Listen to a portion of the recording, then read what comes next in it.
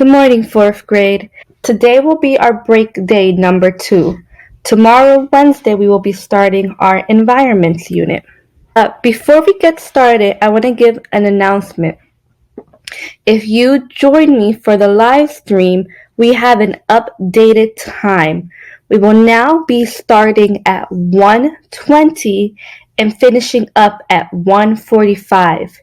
We will start at 1:20 and then finishing up at 1:45, starting tomorrow, Wednesday. So today, Tuesday, we'll still start at 1:30, but starting on Wednesday, we will begin at 1:20 and finishing up at 1:45.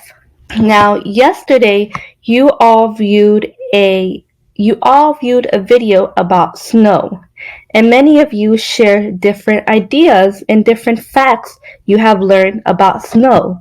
Like snow is clear, snow is made up of different crystals put together, and today we are going to do an experiment on snow. Before we start, I want you to share your prediction. Do you think snow floats? Answer the question on Edpuzzle now. Thank you for sharing your thinking. In order to test our prediction, we are going to do an experiment. Let's watch this video to follow along.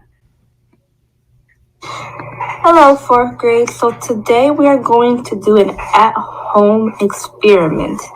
If you would like, you can do it at home. All you need is a plastic cup, some water, and a cup of snow.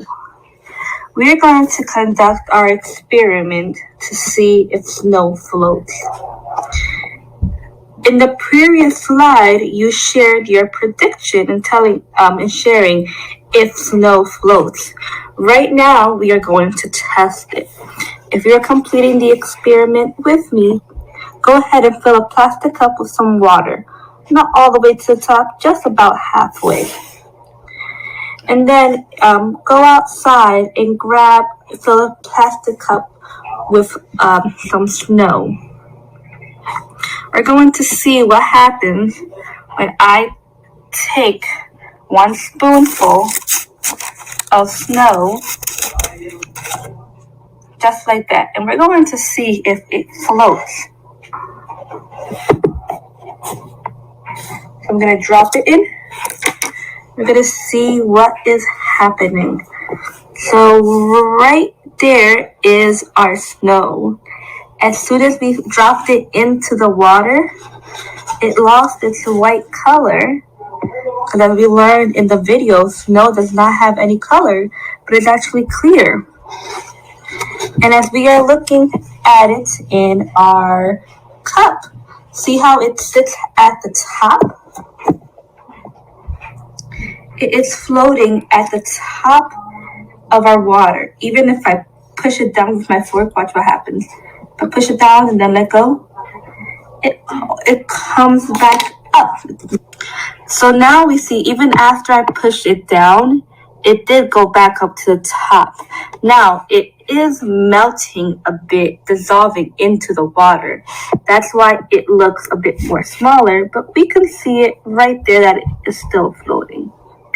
The reason that snow floats, it's because snow is a bunch of water crystals put together that are frozen, and since they are frozen, they are water crystals put together that are frozen, and since they are frozen, they are much denser than water.